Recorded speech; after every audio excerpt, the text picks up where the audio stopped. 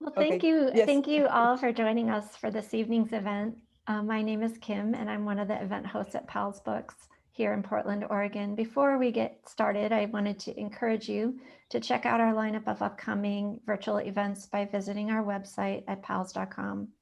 One of the many events we're looking forward to is Eduardo Halfon, Chloe Arid, Arides, and once again, Andrés Neuman this Sunday afternoon for the new anthology, And We Came Outside and Saw the Stars Again, Writers from the World on the COVID-19 Pandemic.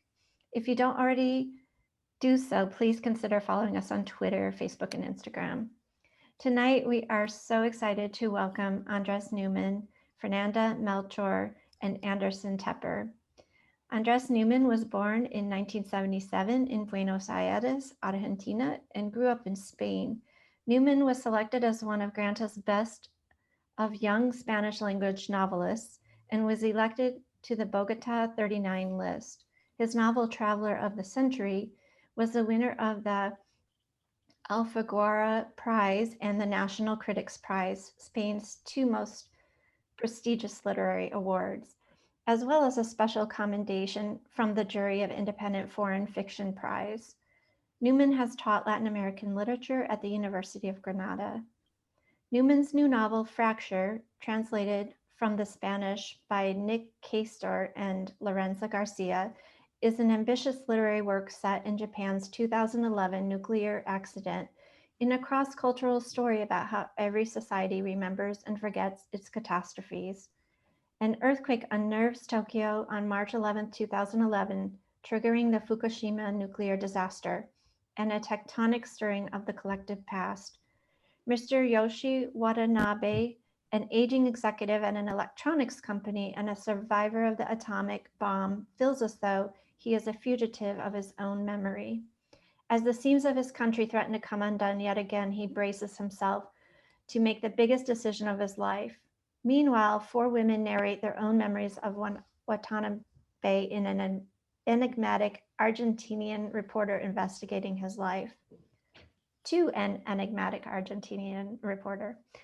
With unwavering empathy and bittersweet humor, and facing some of the most urgent environmental concerns of our time, Neuman's Fracture is a powerful novel about the resilience of humankind and the beauty that can emerge from broken things. Born in Veracruz, Mexico in 1982, Fernanda Melchor is widely recognized as one of the most exciting new voices of Mexican literature. Shortlisted for the 2020 International Booker Prize and longlisted for the National Book Award for Translated Literature, Melchor's Hurricane Season, translated from Spanish by Sophie Hughes, takes place in a world filled with mythology and violence, real violence, the kind that seeps into the soil, poisoning everything around. It's a world that becomes more terrifying and more terrifyingly real the deeper you explore it. The witch is dead, and the discovery of the corpse by a group of children playing near the irrigation canals propels the whole village into an investigation of how and why this murder occurred. Rumors and suspicions spread as the novel unfolds in a dazzling linguistic torrent, with each unreliable narrator lingering on a new detail, new acts of depravity or brutality. Melchor extracts some tiny shreds of humanity from those characters that most would write off as utterly irredeemable, forming a lasting portrait of a damned Mexican village. The Wall Street Journal called Hurricane Season a bilious, profane, blood-splattered tempest of rage, which NPR said casts a powerful spell. Joining Neuman and Melchor in conversation this evening is Anderson Tepper. Tepper is co-chair of the International Committee of the Brooklyn Book Festival and has served on the advisory committee of the PEN World Voices Festival of International Literature. He has written on books and authors for a variety of publications, including the New York Times Book Review, Vanity Fair, Airmail, Tin House, and Words Without Borders. He is also host of a virtual global author series at the Brooklyn Public Library. This evening's event will include a Q&A. Please use the Q&A button at the bottom of your screen if you'd like to ask a question. As well, if someone has typed a question that you'd also like to know the answer to, please upvote that particular question by clicking on the thumbs up button. Most importantly, please consider supporting Andrés, Fernanda, and Powell's by purchasing a copy of their new books from us. A link to purchase their books will be shared in the chat a couple of times this evening. Andrés, Fernanda, Andy, it is such a pleasure to welcome you. Thanks for joining us tonight. Thank you, Kim. Thank you, Kim. Thank you for the introduction. Andrés, Fernanda, it's such a pleasure to be with you tonight, to be here. And it's a pleasure also to be virtually at Powell's Books on a rainy, cold night here in New York. But where are you two? Tell me where you are. I'm in Puebla. It is a city very near Mexico City in the Central Valley region of Mexico. And Andrés, you're in Granada? I am in the same place as the poet you've got at your back, Mr. Federico Garcia Lorca. I'm in Granada, where I live, Yes. and where he was born and sadly was killed. Yeah. And how are you both doing? Andrés, you were saying that Andalusia is in a lockdown again? Yeah, pretty much so. Which, I mean, that's tough everywhere else. But in Andalusia, it's a land, you know full well. People love so much to go out and have fun here. I mean, they're kind of addicted to it, that to put all the Andalusian people under a lockdown is a kind of an anthropological experiment that no one else had attempted. So I don't know what's going to happen, but it will be scary and interesting to see what happens. And well, here in Puebla, well, I think it kind of happens like everywhere in Mexico, and people is a little bit resistant to the rules. But anyway, I think everyone's doing a great job wearing masks, and you know, economy here in Mexico cannot be completely shut down. I think we will be into lockdown in some weeks. For the best, but right now situation is a little bit tough with the economy of people. That's a little bit of a hurtful situation, but yeah, we're hanging in there, you know, like everybody else. But the good thing about Fernanda is that she lives with a hole in her door, so it's like a lockdown with a hole at least. So we're gonna yes, go ahead, Fernanda. No, I just wanted to ask Andrés, what time is it? Yes, that's what I was past midnight, right? It's late. You don't want to know that. I mean, here it's 1 a.m. Oh my gosh. And the crazy thing is that I kind of like it. Yes. Well, thank you so much, Andrés. We'll jump into a reading in a moment. I wanted to first of all just congratulate both of you on your books. Really stunning and original novels that perhaps got caught up or didn't get the worldwide attention they deserve during these pandemic times. But I know it's not a good idea to judge a book by its cover or its cover blurbs, but I couldn't help being wowed by some of the blurbs on your covers, all extremely well-deserved. Andrés, on yours, Teju Cole writes, Andrés Neuman is destined to be one of the essential writers of our time. I hope I can make you guys blush. And then, of course, Andrés, I know the Roberto Bolaño quote, one of my favorites, the literature of the 21st century will belong to Neuman and a few of his blood brothers. And of course, you know, he cannot, the sad thing about it is that he cannot change his mind. So it's kind of unfair. It's kind of unfair because he said that because I was so young and he was a generous, eccentric poet like him, just felt like, you know, gifting a praise to a young writer. And then, you know, we repeat these words and we don't know if he would be still thinking that way. So I feel like a traitor in a way. And of course, Fernanda, your book is covered in raves, the front, back, the inside cover.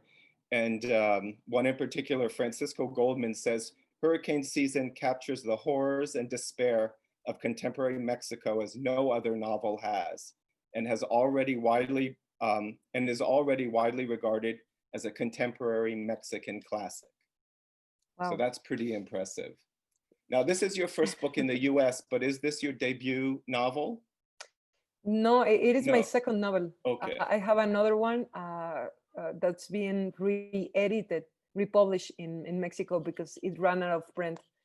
And yeah, but it is true that those kind of words like get impressed in your soul, and then it became really tough to write again. In fact, I think it is like a strategy from writers to overwhelm you with this kind of praise, kind praise. words. Yeah, that's it. And so you cannot write again. Yeah, that's sucking it's your like an energy. evil plan.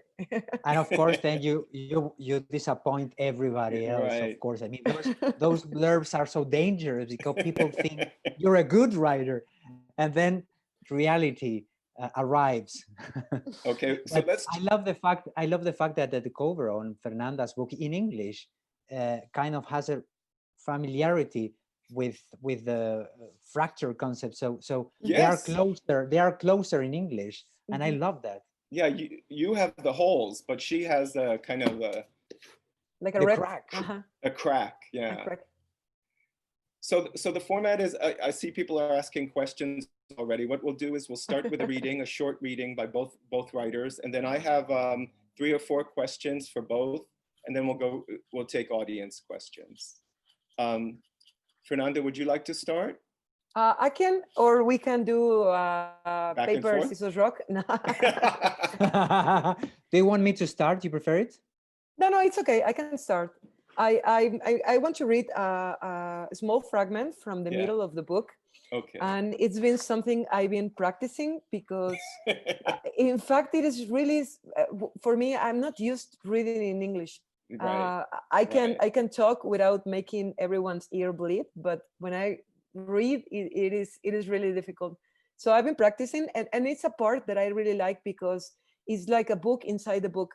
Because it's when a character, Norma, finds a small book in a bus stop, and she begins to read a story, and well, she kinds of has an epiphany because of this reading, and I'm going to read a little bit of this chapter. I think it's chapter 5. Yeah. Okay. So, and besides, it is a really difficult read from this book because it doesn't have any paragraphs. It's a big long paragraph each chapter, so you have to really choose where you want to begin and end. Okay.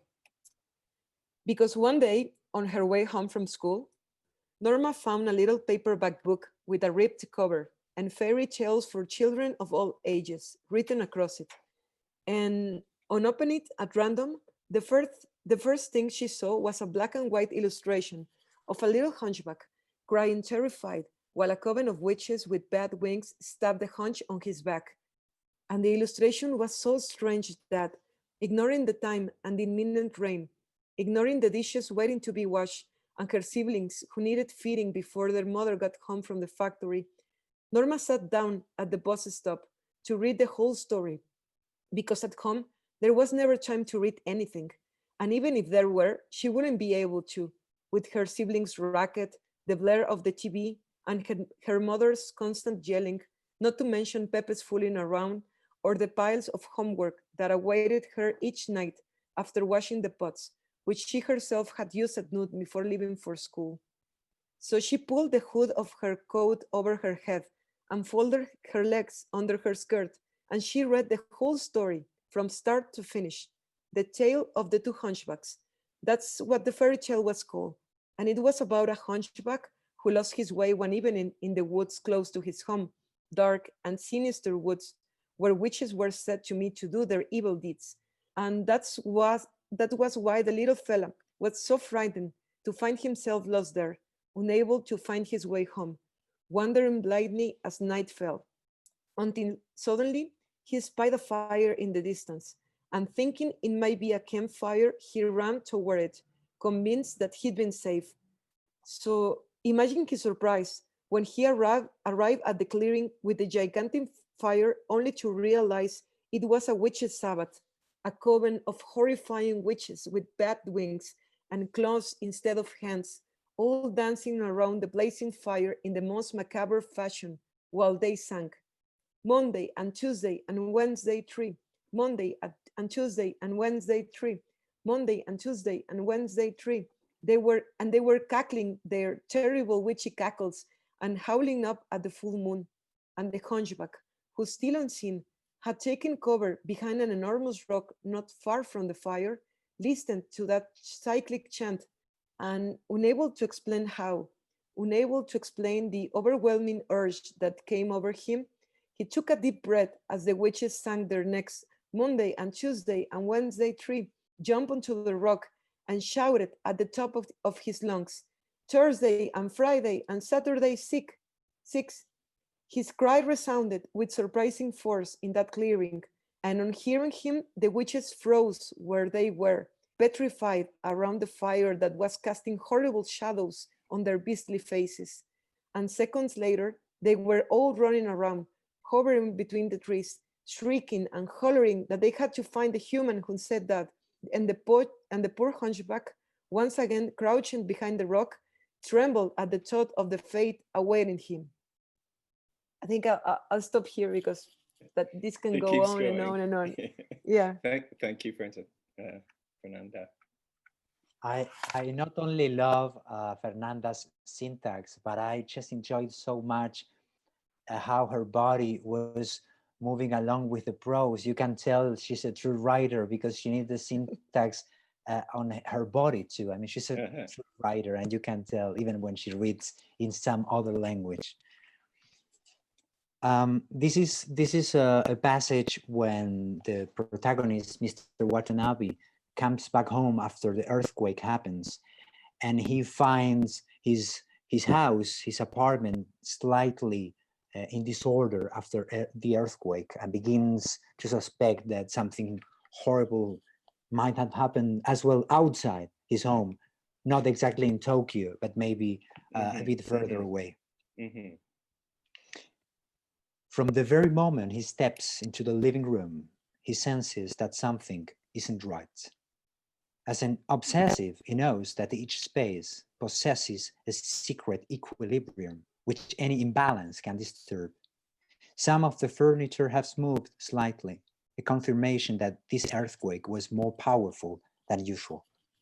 Watanabe advances like a detective investigating the crime committed in his own room. He instantly notices the disarray among his collection of banjos. Some have slipped off their stands and are lying on the floor. A few strings have come away from their bridges. The necks are pointing every which way, hinting at multiple culprits. Mr. Watanabe contemplates this catalogue of toppled instruments. He stoops to examine them, then puts them back in place. None appears to have suffered irreparable damage. But then, to what extent is damage reparable? Wouldn't it be worth doing something different? Why hide the imperfections in his banjos? Why not incorporate them into their restoration? All broken objects, he reflects, have something in common. A crack joins them to their past. One by one, he caresses the instruments that have survived the toppling. He is convinced that things which have been on the verge of breaking for whatever reason, slipping, falling, smashing, colliding with one another, enter a second life, an amphibious state that makes them meaningful, impossible to touch in the same way as before. This explains, perhaps, his growing admiration for the ancient art of kintsugi. When a piece of pottery breaks, the kintsugi craftspeople place powdered gold into each crack to emphasize the spot where the break occurred. Exposed rather than concealed, these fractures and their repair occupy a central place in the history of the object. By accentuating this memory, it is ennobled. Something that has survived damage can be considered more valuable, more beautiful. Inspecting his library, Watanabe discovers that a few volumes on the uppermost shelves have been dislodged. Is there a pattern to these literary movements? Might they make up a kind of seismic anthology? Might certain authors be more predisposed to being displaced? He pauses to cross-check whether these books correspond in some way to his preferences. The result surprises him. Thank you. Thank you, Andres.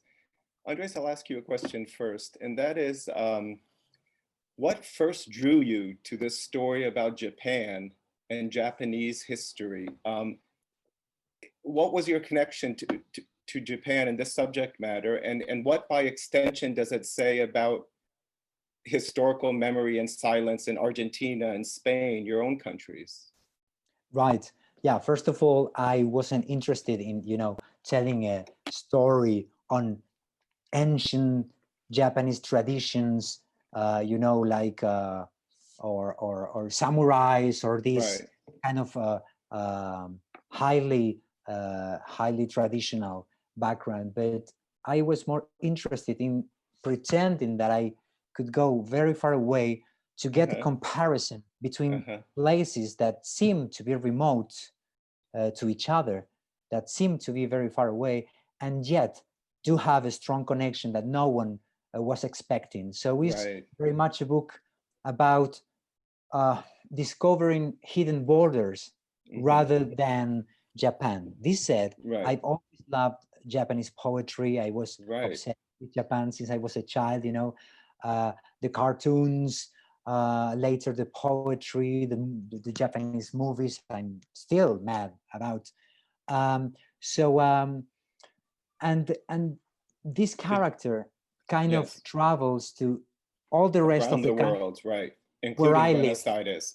Where I live, that's right. I mean, he travels to Spain, to Argentina, to Paris, where I happen to live due to academic reasons a few years ago. So I was interested in the results of a potential translation in linguistic, emotional, and political terms. Yes, I want to ask. And then, if we think, about this Kintsugi passage I just read, I was interested in how all of the countries get broken sometimes and need to be repaired in some different ways, but not all of the countries, not even Japan, has developed the skill to acknowledge their cracks and emphasizing them to, looking ahead without ever denying the past, the conflict that all of the countries have, should we look back to our painful past? Now we're trying to reveal our future.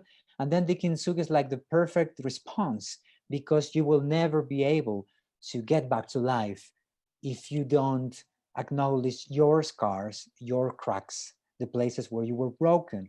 And this, instead of applying it to objects, I was interested in applying them metaphorically speaking, to politics, love stories, and people instead of objects. That was the point.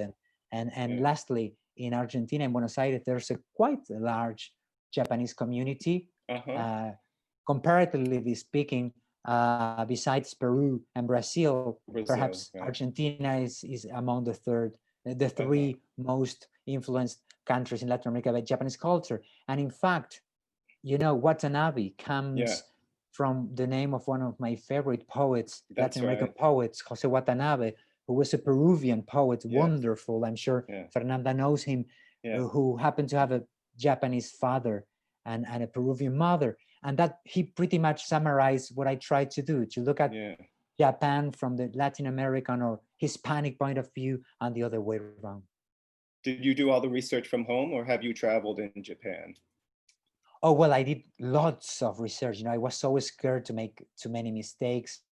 But at the same time, I thought, well, since it's about a man who lost his own roots, he feels a stranger even in his homeland. So he's not even a real Japanese. He feels, like he's a foreigner everywhere else. And that kind of has to do with my own family displacement background, because all of my family exiled too. So I could relate to him, not from the linguistic point of view, but from from the amazement towards your own roots.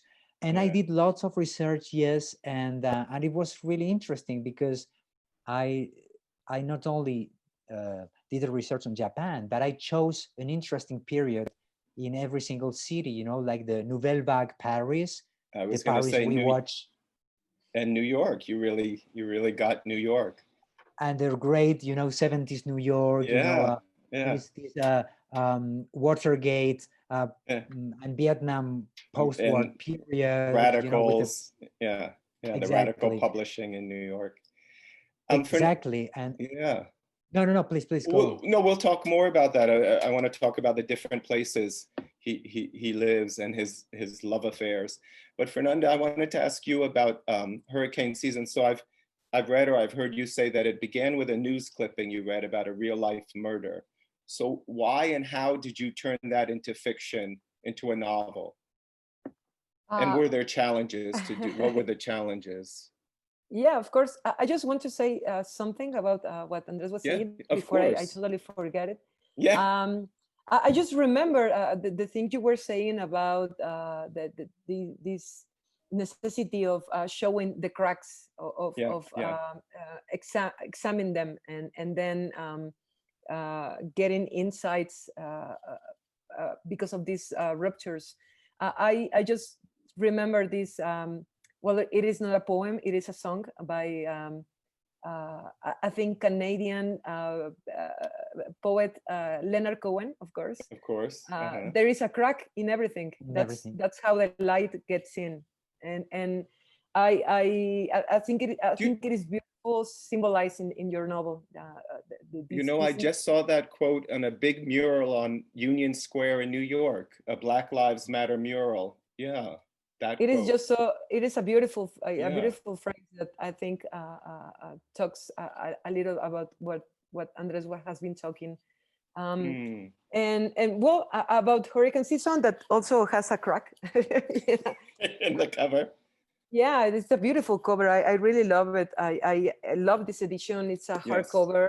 I never had a hardcover before, so it's my first one. And you know, New Directions always knows how to do beautiful books, amazing books. So when they told me that they were interested in publishing Hurricane Season, I was like, okay, how much do I have to pay you? Yeah.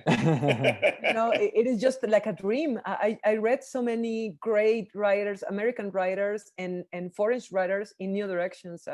For example, Tennessee Williams was I read it first in New Directions, and Victor Pelevin, the Russian writer, who's amazing. I read Lorca, him of course. Lorca, of course, is there. Yeah. And amazing Mexican writers like Coral Bracho, por supuesto. And well, I think and now Jose Revueltas is there. Yes. And I think Jose Milo Pacheco is going to be there soon too. And that's great to know. Yeah, I'm super proud to be in New Directions. And well, about hurricane season, yeah, I think it was 2012 when I was reading the newspaper one morning and having a cup of coffee. I worked then for the press department of the university where I studied. The college where I studied, I worked for La Universidad Veracruzana, and I was reading the paper, and it was part of my job. And I stumbled into this with this story about a murder witch in a nearby town near Veracruz. So I just read the story and was surprised, amazed, and totally shocked by not only about the story, because it was the corpse of a person who has been found in an irrigation canal, killed by some according to the journalist, by an ex-lover of the witch. And the story was that the witch was doing witchcraft to the now wife of this ex-lover to get her out of the way, and then the witch could be again with this guy. And you know, it was like a telenovela. And I was shocked also by the naturalization of this, you know, like witchcraft, 21st century, and just like the normalcy of the journalists and the police talking about witchcraft as a justification for a murder. And at that time also we start talking a lot about femicide here in Mexico, like really talking about it, not just trying to justify it or but really trying to understand what has been happening with violence against women, violence in general. And I think it was the time. I don't know. I just put that paper like in. I have an archive, like some files all the time, and I thought that was that was a story that I definitely wanted to write about, but I didn't had any ideas to how to do it at the time. And 2 years later or 3, like in 2014, I thought that maybe I could write like a reality novel, like a nonfiction novel, like In Cold Blood or Opera from Rodolfo Walsh, or like a sort of narrative journalistic piece. And it was a great idea, and I loved the idea, and I was so excited to go into that small town. I was living in Puebla already, 5 hours away from Veracruz, and I was so excited to take the car and drive there, and I think I decided to study journalism because it was the closest thing I was going to be to an FBI agent, as I wanted to be when I was a child and a teenager. Impressed by this, by Clarice Starling and Dana Scully and these TV and movie characters of really strong women, intelligent, but like women of action with guns and apprehending criminals. And for me, journalism was like the closest thing that I could get into, because I'm a nerd. So journalism was like filled with excitement. But soon I came to the conclusion that it was impossible, that at that time, 2014, 2015, the outskirts of Veracruz were like filled with narcos, with they take advantage of these strategic positions outside the main city, the port of Veracruz. So there was no way that I could go there and start asking questions and not be noticed, by these people who didn't have any. They wanted to stop, and they didn't. I was, nobody, so no one will give me credentials. I didn't work for any newspaper. It was a personal project. I was a housewife at that time and taking care of a 10-year-old girl. So it just seemed like, like a great idea, a bad idea, but a great, like an adventure in paper, in papel, as you would say in Spanish. Fantasy, yeah. So I decided that maybe as a consolation, I thought, okay, it is possible that even if you could go there and interview these criminals in prison, even if you could do that, they wouldn't tell you the truth of the story behind this crime. So maybe it's time you try to research that through fiction.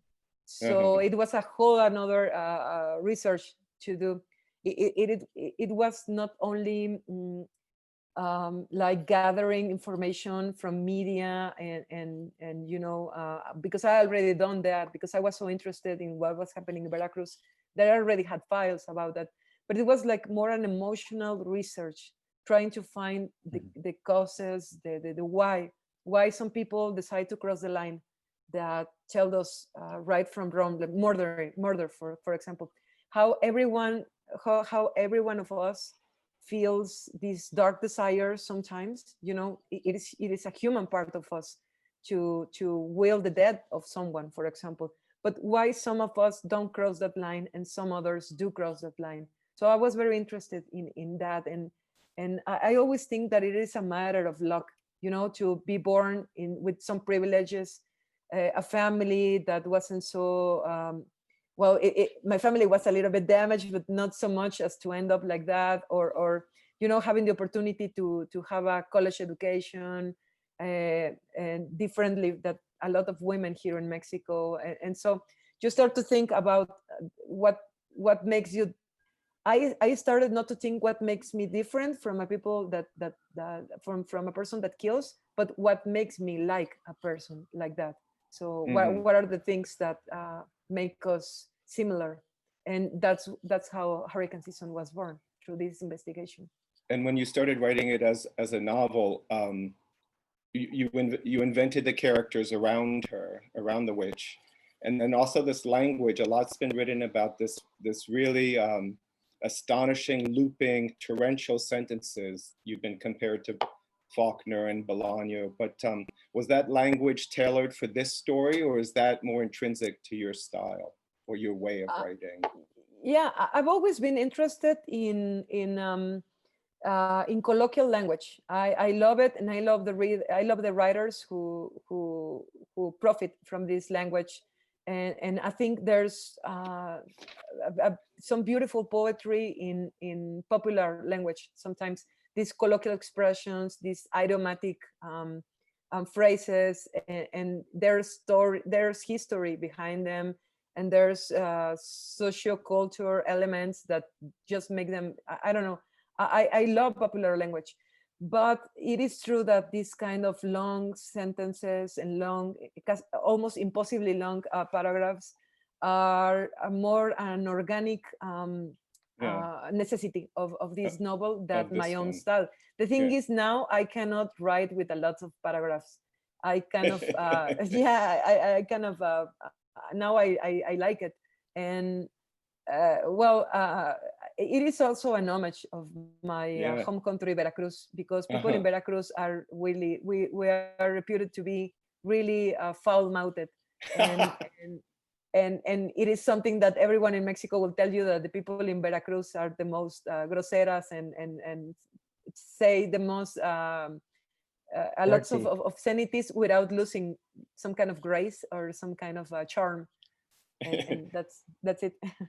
And Andres, I want to go back to the question of language with you. So various past lovers of Yoshie narrate chapters of different aspects of his nomadic life. As you said, he lived in Paris, New York, Buenos Aires, Madrid, and Tokyo.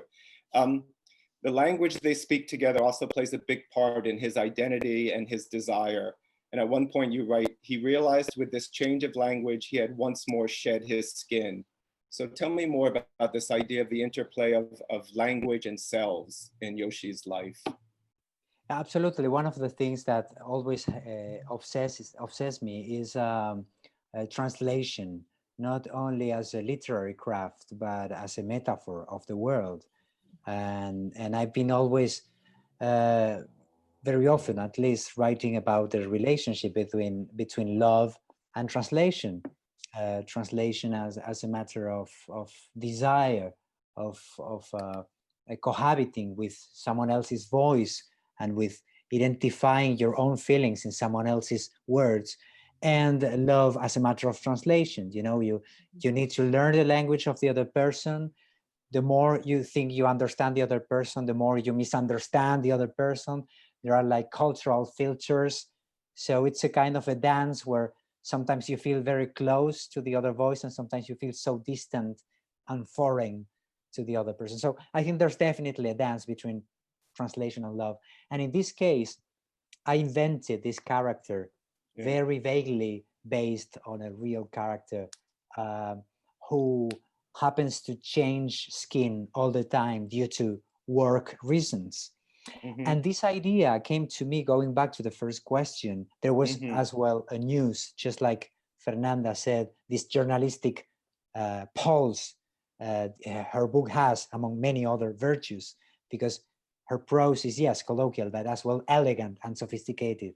So it's a sophisticated work with colloquial. I dare to say what Fernanda does. But going back to the topic, there was a news too in my case. I was working in France, and then this horrible accident, nuclear accident happened. Right, in 2011. Exactly. Fukushima. Yeah, and you know, it the very same day of the bombings in Madrid. Oh, I mean the date, gosh. not the day, but the date, the anniversary. So it was a very sensitive day for all of us who live in Spain.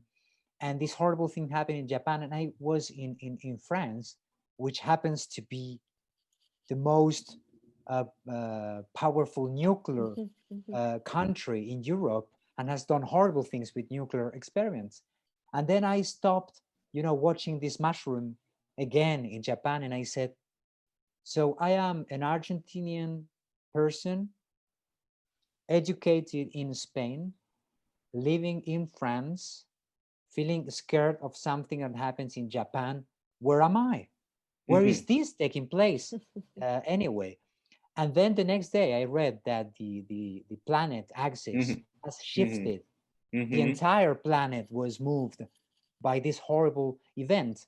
So the book works with a metaphor that, as the poet Miłosz put it in the quotation of the book, if something exists somewhere, it will exist everywhere.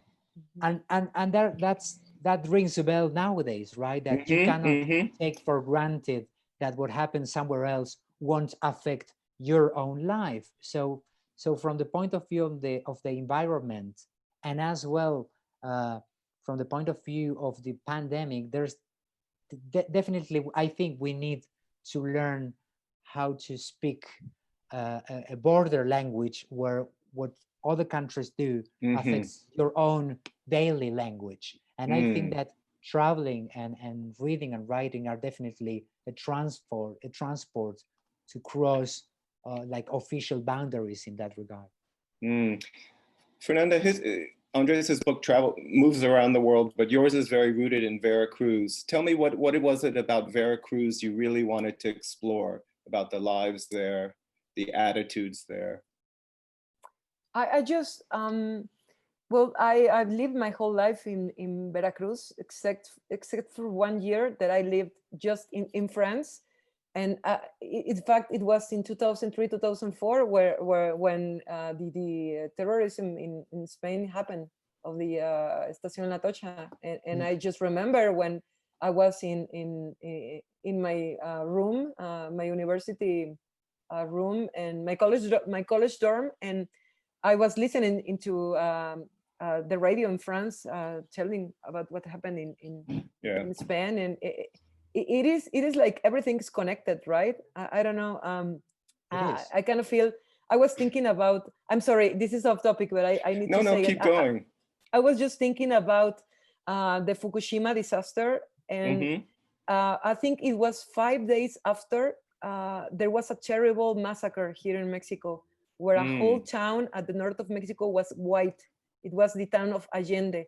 And just until today, there are 200 people missing from that massacre. It was a horrible thing, and it's been we just begin being able to talk about these things in Mexico. As you were saying before, the ability to show our fractures and to heal them, and you need to talk a lot about them first. But I think in Mexico we are just still in another stage of that process. We are not just ready to talk and write about these things. So kind of hurricane season was, like, for me, an exploration of trying to talk about these things that worried me and worries actually nowadays still worry me a lot. And I was trying not for de un lado, I don't know how to say that in English, I'm sorry, I get nervous. From one side, I can say, on one hand, I can say, yeah, thank you, Andres. On one hand, I can say that I really want in Mexico.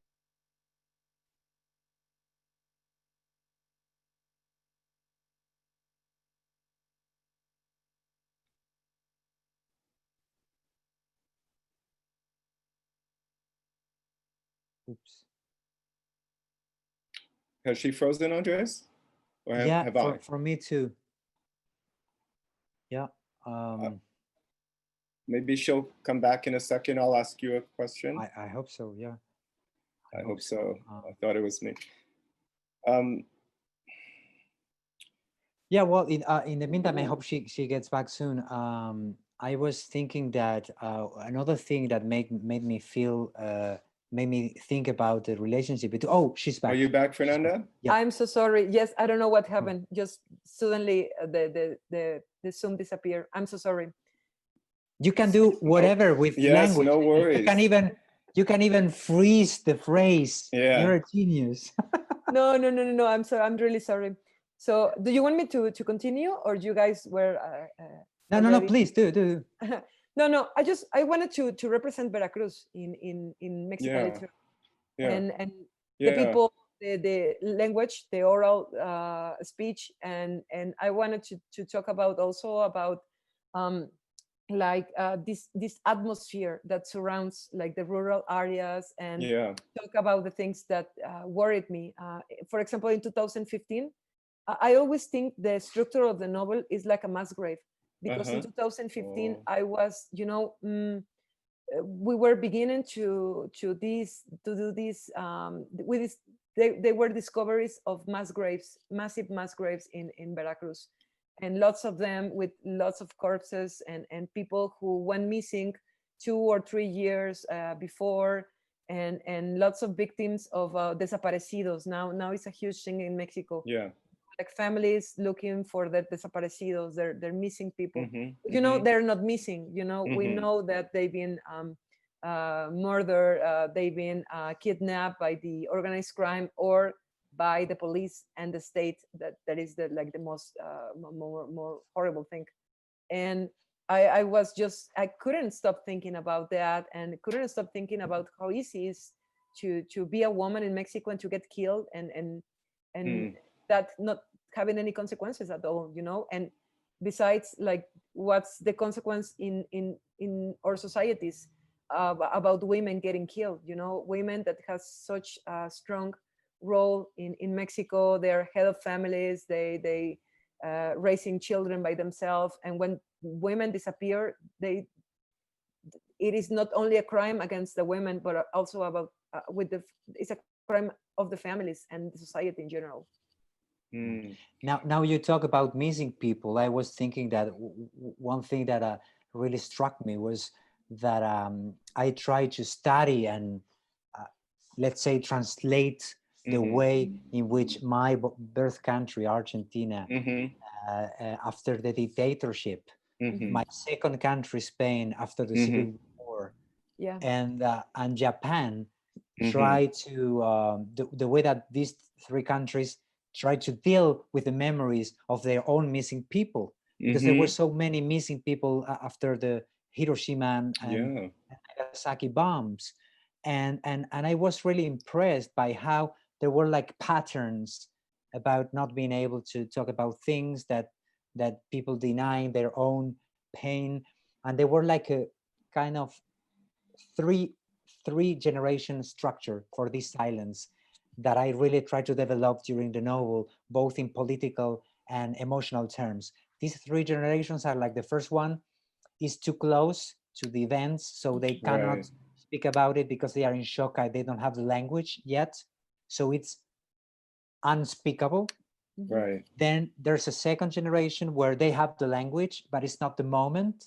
It's inappropriate, because the Kintsugi thing we were mentioning, like, let's not look back. We're trying to rebuild the future. This is not really the time to think about the killed women or missing people. And then, but they could do that, but they don't want to. They think it's going to be better with a bit more distance. And then the third generation arrives, and it becomes unthinkable, because it was so long ago that they think it's not going to happen again. Well, maybe it was serious, maybe, we had Nazis, and that was horrible, but we're not going to have that again. So what's the point about talking? What's the point of talking about that when it's impossible to repeat that past and we cannot learn about it? So it becomes unthinkable. And I thought, well, maybe that happens too with the personal traumas. Like, you never know when's the right moment. So the right moment is always now. And I think that literature is a kind of a speech that arrives in the inappropriate moment and in an unthinkable way, try to narrate what was silence in some way.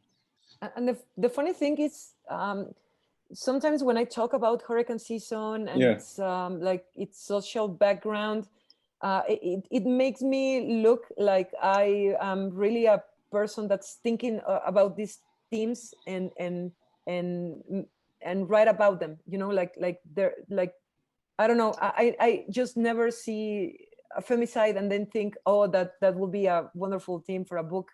It is more like literature has this prophetic, writing has this prophetic quality where you begin to write something that you don't even know what's going to be. You begin writing something that you don't even really understand. And afterwards, you don't understand it either, but you're a little bit closer to explain it to yourself. And I think literature is made to make questions more than to answer them. I think that the role of literature is to ask ourselves about these things that happen in our lives, in everyone's life, in the world life, and presenting these questions so the reader can also make their own questions. Thank you both. This is a great conversation. I want to keep it going. We have about 10 minutes, so I'm going to jump into these questions here, and maybe you see in the Q&A. But Fernanda, first for you, someone's interested in what will be translated next. Do you know which of your books will be translated next to English that we'll read next? Yes, I saw a question, somebody asking me if Sophie Hughes was going to be translating This Is Not Miami, and yes, she did already. And I think I don't really know when, but next year is coming again with new directions. This Is Not Miami. And also Sophie is translating my new novel that's being published in Mexico in March. And it is being published, it's going to be published, but in UK first, I think. And by Fitzcarraldo also. It's called Paradise. And This Is Not Miami, it's coming next year. So thank you so much for asking. Great.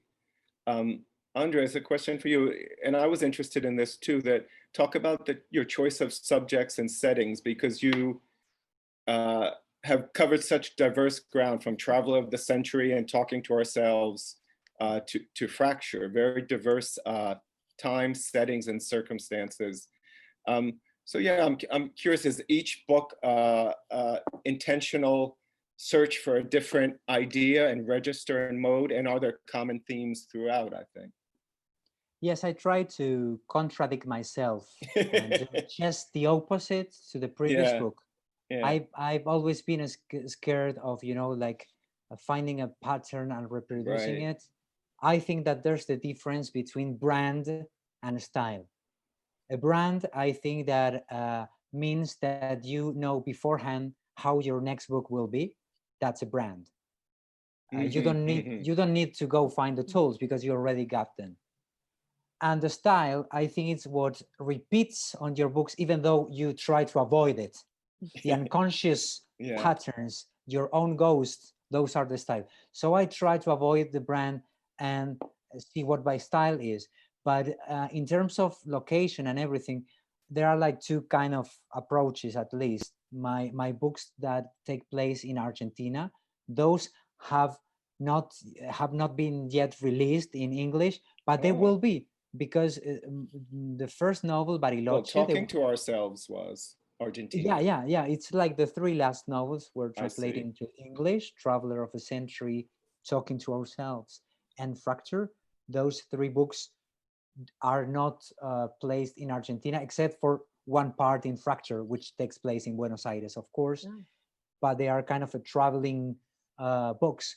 And then you've got other two novels, Bariloche, and there's one reader very kindly asking about that novel. And the other one is Una vez Argentina, Once Argentina, which definitely place in my birth country and in my hometown. And they are being translated into English in the next couple of years. And it's open letter. Fantastic. And what time period are these set in Argentina? Bariloche is like the late 90s. Well, the 90s. No, just the 90s. It takes place in Buenos Aires, in the neighborhood where I was raised.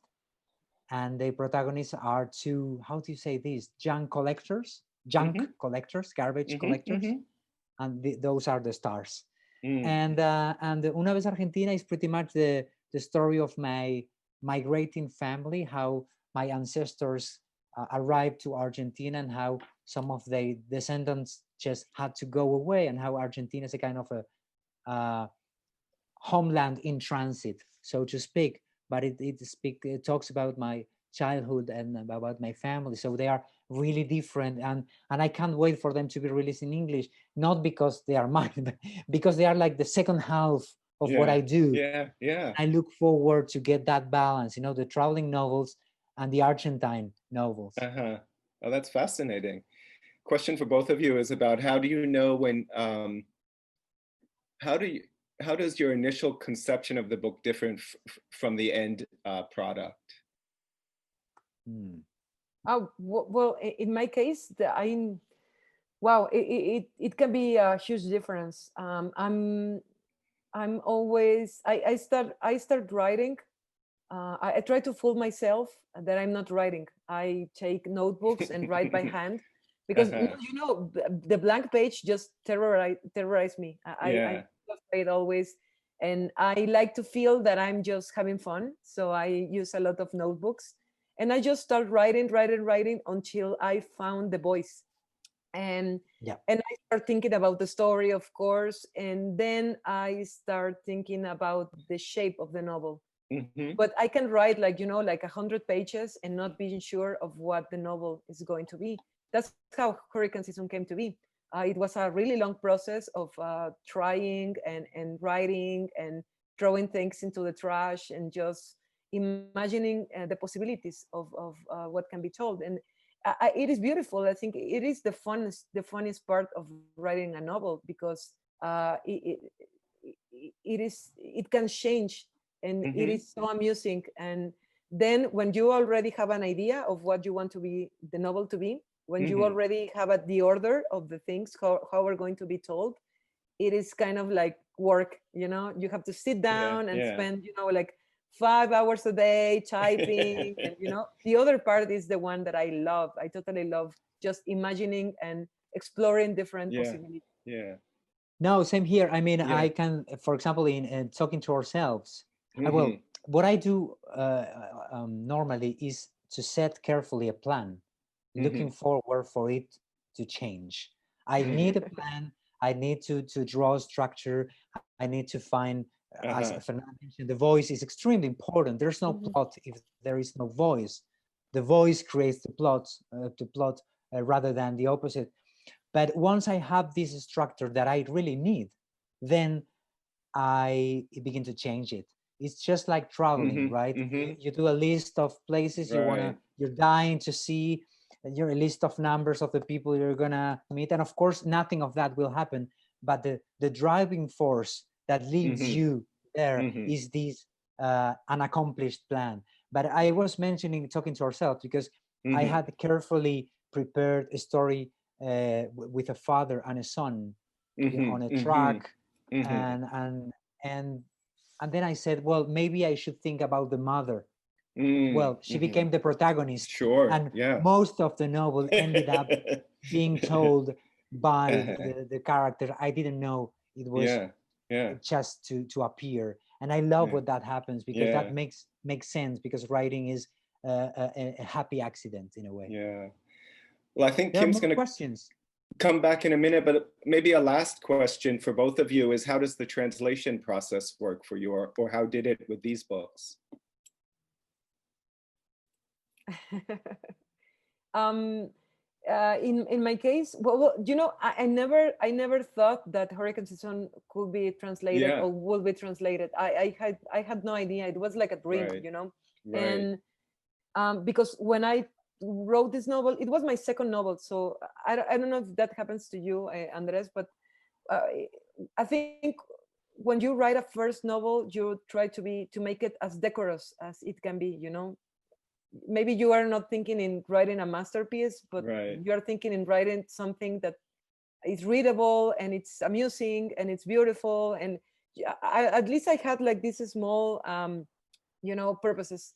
And for the second novel, I did wanted to, like do a tour de force, like really put everything that I had in it. So I took And a lot of. It shows in your novel. Thank you so much. I really put a lot of effort and also took a lot of risks because I didn't really have anything to lose. Right. I just barely had another book, a book of non-fiction stories, and that was it. So I could do whatever I wanted, and I did whatever I wanted. And that was super fun.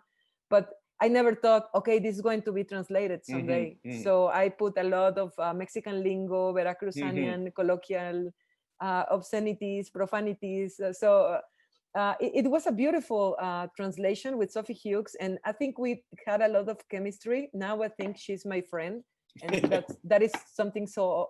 Yeah, because I know now she's brilliant. She's really brilliant and writes so well. A great person. I love her, and besides, she translated me, and I feel like she knows now my deep and darkest secrets, because she has seen the reverse of the book.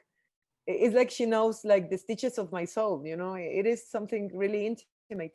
And she did a great job, and we worked close together to trying to figure out how to translate like this, and to reflect not only the content, but the music and the poetry that's there in Spanish. Even if it's a rough material, there is an intention to be musical, of course. And has it been translated into other languages? Yeah, now just my agent just told me today that we have a deal with Hungary now. And I just saw the Sweden, the Finally. Swedish, yeah, I just saw the Swedish cover today, and great. Yeah, it's in a lot of places. I think Iceland is next, and that's great. It is just it's just a dream for me. Yeah, and Andrés, you've worked with the same translators for several books, right? Well, yeah, in my case, that strongly depends on whether you speak the language or not, and whether you know the translator or not. I mean, what Fernanda said is my ideal approach, having some intimacy with the translator. That's beautiful. And it really, as you said, they know you better than you do. But in the English case, I have a very good relationship with Nick Caistor and Lorenza Garcia. And I do review the draft because they allowed me to. And I think it's very important to respect the method of every single translator. There are translators who don't like to approach the author because we're basically horrible and annoying. And the worst authors are the ones that think they master the target language. And then they are the kind of an obstacle to do the job. So if they don't ask questions or whatever, I will never drop a line or ask about them. But if they want, to get in touch, then I begin to communicate. And the most beautiful moment, in my opinion, arrives when you realize you're liking the translation better, if you're lucky, and then you begin not only to understand better what you wrote, but you begin revising the original to fit the translation. You begin to translate your translators and say, oh, what my translator did is more clever, better, or more effective than the original, because they had to make so many decisions in layers. So you like their decisions based than yours, and then you retranslate the book. And could we please stay for a minute and pick a couple of more questions, because there are like people with interesting questions. It would break my heart not to. Yeah, of course. Yes, we can do that. Kim, you let us know when we have to cut it off if you're there. Do you either have a preference? I was going to pick this one about what have you been reading over these last months? I mean, any books that you've been reading over this period that you recommend? I just read a beautiful novel, really amazing. It's called Ladrilleros from Selva Almada. From Selva Almada. And oh yeah, I've read her. He's been translated now. The wind that lays. Yes, the wind that lays. Waste. Ladrilleros is great. It's amazing. She's such an really Argentinian writer. Argentine writer. I've been reading a lot of Argentinians now that I think. Yeah, I just read also Gabriela Cabezón, Camara, La Reina Cabeza. Slum Beautiful Virgin? also. No. La Virgen Cabeza. La Virgen I love Cabeza. that book. La Virgen It's Cabeza. wonderful. Yeah. It's wonderful. It's like hurricane season, but with cumbia and happy people. And speaking of blurbs, I saw Andres your blurb on that book. Yeah, she's so daring and original. Yes, I just love it. It's a strange and luminous book really like and you know, she has a rhythm that takes you read and read and read and you cannot stop reading. I really love what she's doing. And last Argentinian writer, Dolores Reyes, she has a novel, La Cometierra. Earth Eater. Earth Eater. It's coming out here in the US just about in December. Yeah, well, you recommend that? Okay. I recommend it. It is, you know, it's a wonderful story about a girl who has this supernatural power of, you know, she tries the dirt and she can see the person who died there, or who are missing. And it has this social background with femicides in Argentina and, you know, disappearing people. But mostly it is a story about a girl becoming a woman also. I think it's a mix that we haven't seen very often. I think Mariana Enriquez maybe, you know, these horror stories with a political and social background, but she's amazing, Dolores Reyes. I really like that book. Well, I just read last Elena Medel last novel, Las Maravillas. It's been translated into English. I don't know if next year or within 2 years. I suppose it will be The Wonders or The Marvels, maybe The Wonders, the title in English. I'm not sure. And I've heard at least it's going to be out from Pushkin Press. Maybe some other American publisher too, I'm not sure.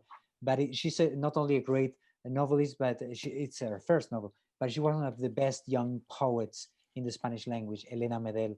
I really love her her work, definitely, and a lot of exacting Argentinian stuff lately. That's true. That's true. And can't wait to go back there and take all of those books in the bookstores. And I'm reading a lot of poetry is a kind of a consolation, always. Even the tragic poetry warms my heart. There's something when there's a crisis. Sometimes I find it easier. It's not easier. The word maybe makes more sense to go back to the poets. So I've been reading lots of poetry. Maybe trying to find the words to name what's happening, because there are no words for this, but they probably were written many years ago. That's the feeling I've got. So we're reading too many newspapers, too many news, and I think we need to go back to what's been said, to make an anthology of the amazement that other people felt before us. We're too obsessed with the news, I think, including myself, by the way. I have to say, there's so much being written in this Spanish writing among your generation. Don't you feel it? I mean, we're starting to get it in English in translation now, but the variety is amazing. I think we're lucky to be also in a time where translated fiction and literature is, like taking a lot of force in the States. I always think that I'm really lucky to be writing in this time, because maybe 10 or 15 years ago, a second book wrote by a woman from Veracruz wouldn't have this exposure. So I think I'm at the right time, and we're at the right time.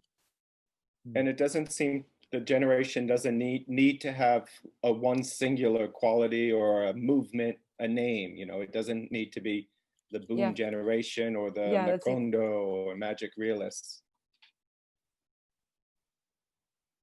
That will happen. That I mean, it's beyond the protagonists. So someone will come up with some name. With a name. Exactly. Or a manifesto. Exactly. But hey, there's a question about the students. I have to reply this. Oh yes, go ahead, Andres. I mean, it's so beautiful because say I'm teaching your stories from the things we don't do. It's one of open letter books, but the thing is, they add the students would like to know, so we have to provide the proper reply. Okay, tell them. How do you know when you finished a short story? They seem so effortless. Well, there's a bad news here. They are not effortless. but I'm glad that's how they appear. It's an illusion. Yeah, it's an illusion, and you know it's so hard, particularly for a poem or a short story, because I am the kind of very short storyteller, not like 40 pages, but 3, 4, 5, 10 pages right. most. And how do you know when it's finishing? In my small experience, the thing is, you never know while you're writing, and there are two things that happen to me very often. The first one is, rather than having a plan where it's finishing, Edgar Allan Poe's style, rather than doing that, I am confident that the prose will let me know. That's one method, like trying to feel it in my fingers. When you're writing what you think is gonna be the penultimate paragraph, and then you feel, no, please stop. Thinking about the flow of the language, and when you feel the echo of a full stop, that's the end. That's one method, like intuition and rhythm. And the second method, which is a bit more like objective, is like not caring about that in the first draft, and then waiting for the rewriting process, which is like clearer. And then very often happens to me, just get rid of a couple of last paragraphs, because normally the story stops earlier than the text. You try to over polish or over shut, I don't know how to say this in English, like overperform the ending, but the story really ended a few paragraphs ago. So it's a great strategy to get rid of the last page, line, or paragraph, and that's the perfect ending. Yeah. Well, Beautiful. thank you both. I think we'll end there, right? We'll call that the ending. Andres, you're up way too late over there. Yeah, I'm a night owl, and that's why I have American friends, to be able to have someone to talk to at this crazy time. Well, this is amazing that we're able to do this. Fernanda, to speak to you there, and Andres, a pleasure. Thank you both. Kim? Thank you. Thank you all for joining us for this evening's event. It was really a pleasure to have you, Andres, Fernanda, and Andy. For our audience, please consider purchasing a copy of both Andres and Fernanda's books by visiting pals.com. And while there, be sure to check out our lineup of upcoming virtual events. We look forward to seeing you all at another digital author event soon. Fernanda, Andres, Andy, thank you again. We are so grateful to the three of you, and have a wonderful night. Thank you so much. Thank you very much. It's been a blast. Thank you. Thank you, Fernanda. Thank you, Andres. Be well.